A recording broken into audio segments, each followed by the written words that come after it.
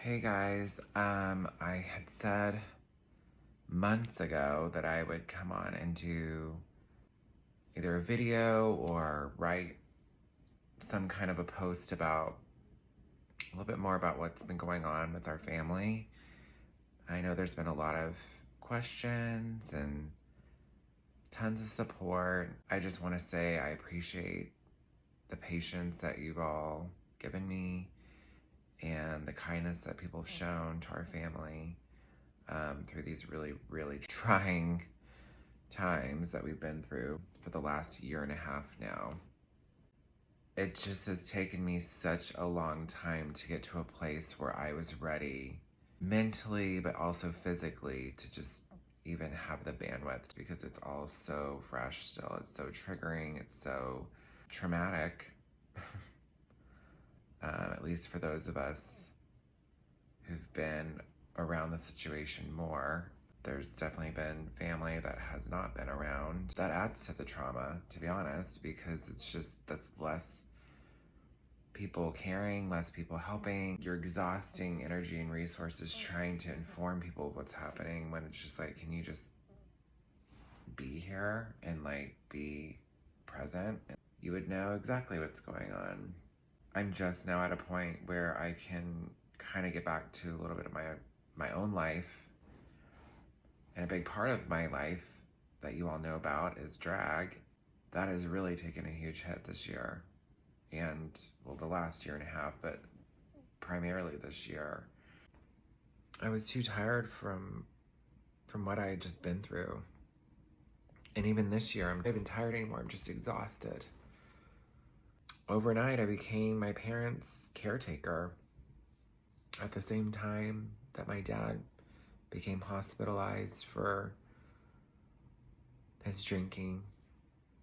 He fell, he hit his head, fractured his skull, had a brain bleed. He was in ICU for at least a week the first time.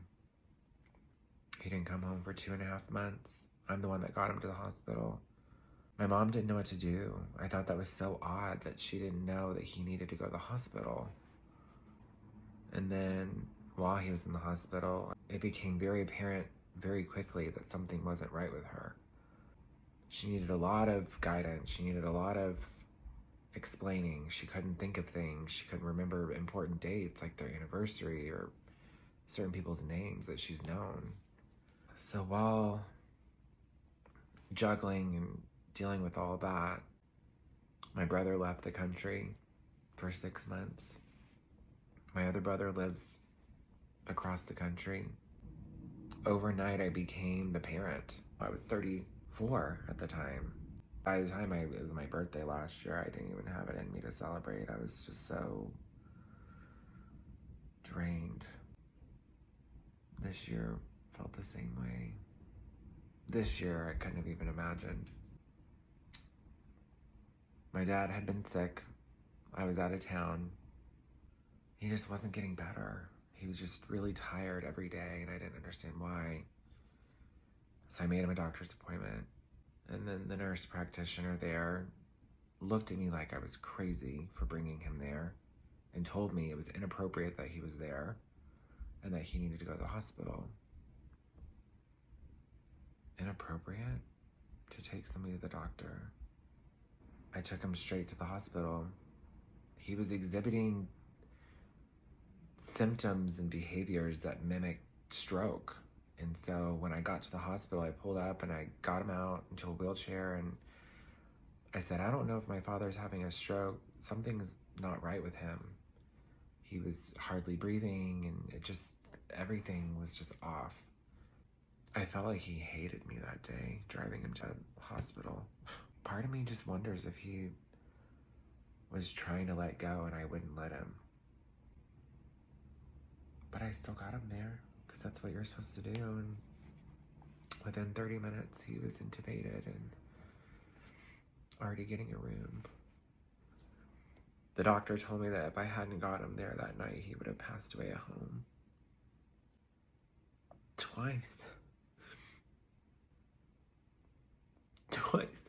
within a year. I had to get my dad to the hospital to save his life. And this year was just awful. This time it's horrific. The next day, they told me I needed to get family there to say goodbye to him because he wasn't going to make it. So I got my brother to fly here, and my sister drove here from Austin, and I've never felt grief like that. I was grieving him before he was even gone. I was grieving my mom losing her husband.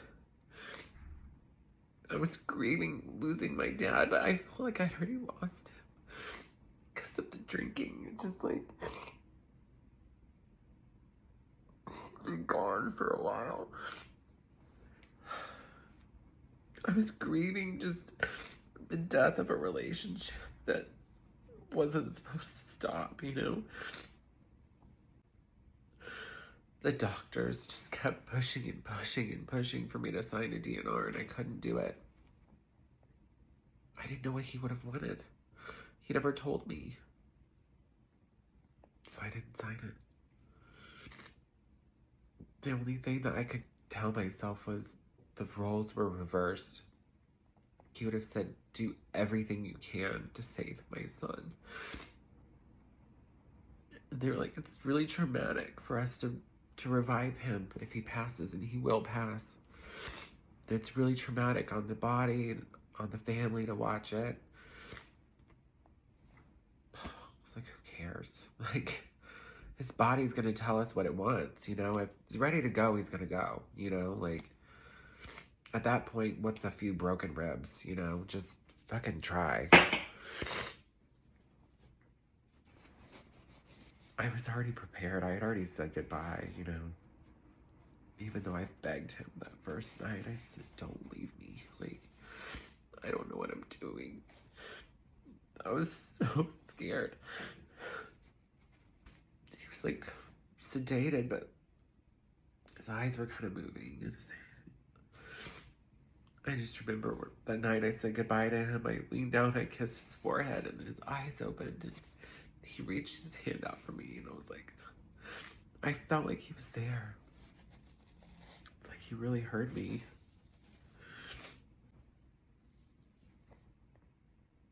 He did pass away.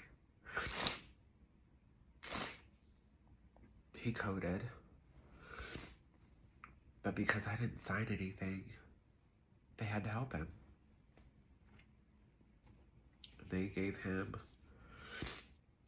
a humongous dose of medicine to help his heart, because his heart rate had completely slowed to nothing. And it worked. And from that moment on, he kept trending upwards. It was incredible. He was on maximum life support. There was nothing else they could do for him. They were helping his heart, his lungs, his kidneys. They said he'll have to be on dialysis for the rest of his life. And it scared me to think what kind of recovery he would be dealing with. He doesn't need any of it. He completely healed. I mean, and he's himself again. I prayed. I said, God, just whatever your will is, I was willing to accept whatever outcome. I just said, make it the best possible outcome for this family, for him, for me, for everyone. If it's saying goodbye, then I'm prepared to say goodbye. He lived. He's still alive. And he's been doing so great. I'm so proud of him. This time was hard. He didn't come home for 5.5 months. Having to go back and forth with driving her to the hospital to see him, and then to the rehab hospital and to the nursing facility. He was at 2 different nursing facilities. I was exhausted. And then trying to get her help, and she didn't understand. Why are we going to the doctor? Why are we at this neurologist place? Like, what are these tests? And I'm like, Mom, remember you were telling me that you had trouble remembering things, so we're getting you help. She goes, I don't remember having a memory problem. Wow, true words were never spoken. Yeah, my mom, she's got vascular dementia and mixed with some Alzheimer's. Double whammy. It's just so sad watching her slip away and revert to kind of being a kid. It's weird, her asking me if she can buy something at the store. I completely broke down the other day in front of her. I was tired. It was back-to-back appointments for both of them. 2 days straight, they both had appointments. And I just broke down. I was just so scared for her. I mean, I'm sad. I'm scared for my family. I'm scared for losing my mom. I'm scared for her losing her mind. I can only imagine how scary that must feel for her. She didn't really understand why I was crying. I just said I was sad. She's like, don't be sad.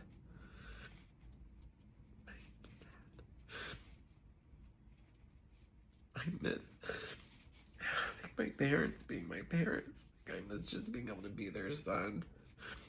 I don't want to have to be the grown-up. Financially, they're not doing well. My dad was forced to retire before he was even ready. Of course, they had nothing prepared. It's like they never thought they were going to get old. My mom can't work anymore either because she was babysitting, but, you know, she forgets things, so you can't have her watching a kid. Neither one of, they don't have a car. We got rid of the car because the lease was up while my dad was in the hospital the first time. And ever since, he hasn't recouped enough to be able to drive again. So I'm driving them everywhere. When they need groceries or when they need... I don't know what's going on outside in my apartment building. Somebody's fire alarm is going off or smoke detector. These people can't cook. Ugh. I cooked a dinner and I didn't burn the place down. I want a better life for them. I want a better life for myself. I want them to have the things that I had. You know, they gave me a good life and I want to give that to them. I've worked my ass off to help them and to try and keep myself afloat. This summer I was so poor because I took a leave of absence just before the summer to help them to clean their house and get everything ready for my dad to come home. I totally screwed myself over. When I got back to work in the summer, there was no work to be had. I had to sell my rug out from under my couch, my house plants. Whatever I could sell, I sold just so I could pay my rent. I got back into doing gigs before I was even ready to, because I needed the money. Thank God I had drag, you know, here and there to keep me afloat, but I haven't been able to even do it as much as I wanted to this year, which sucks. That person's smoke alarm is still going off. That would be my fucking luck that this place would burn down with all my shit in it. I've always looked up to my dad.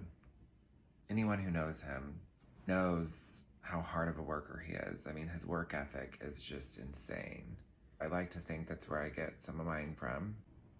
It has been such a roller coaster watching him go through all these highs and lows. What's just so heartbreaking for me, though, is that he's a good man. He's a really good man. He's been a great dad to me. I remember when I came out to him, all he said was, I mean, I'm pretty sure he knew. It's kind of sort of a giveaway, but he's like, that's okay. As long as you're happy and you're safe, that's all that I care about. That was the best. That was the best answer. I felt so safe. He didn't get that kind of love from his dad. He told me from when I was young, he just was like, I want to be the dad that I didn't get to have. You know, I want my kids to always know that I love them, and I'll do anything for my kids. And that's why I'll do anything for him and my mom. It's just been so hard. So many people in this family should have been there, should have stepped up, should have cared, should have given a shit, and they didn't. So many times. It's just astounding to me. But you know, the moment that they think they're owed something, they'll be right there with their hand out. In fact, some of them already were. While my dad was in ICU, I was being asked for money to give to them. I'm just like, I couldn't even believe what I was hearing. My dad was fighting for his life, and family was asking me to give them money from his account without his consent. It's just, it's insane what people will do. They don't even have money. My parents don't have money. Like, that's what's so insane about this whole thing. And I'm not saying that to make them sound like losers or something. They just don't have it. We are barely getting by. Their Social Security checks combined aren't enough to even cover the cost of everything. I alone have given a lot of my own money, mostly my time. In the beginning, I didn't keep track. I wasn't even focused on being paid back. I'm still not even focused on being paid back. I don't care. I'm young enough, I can make more money. It doesn't matter. But they aren't. You know, they don't have, time isn't on their side. Health isn't even on their side anymore. It just makes me really sad for them. And to just see so many people in this family just be so selfish is disgusting. I feel so many things. I feel shame. I feel anger. I feel resentment. I feel sadness. I feel heartbreak. I felt weak. I felt alone. But this situation has also made me feel a lot of other things too. I feel strength. I feel resilience. I feel proud. I feel humble. I feel blessed. I feel loved. Because there's been other people that have really wrapped their arms around me and us. I just want there to be a happy ending. Like, this can't be the final chapter, you know? It's become my mission to make this situation a better one, to get us through. I mean, we're barely hanging in there, but we still have each other, you know? I just appreciate anyone for listening, for caring, for praying for us. Just everything counts. Everything matters. Just don't take anything for granted. Thank you for letting me speak candidly and spread love. I know it sounds so cheesy and simple, but it makes all the difference. There's just not enough of it nowadays. Let's do that.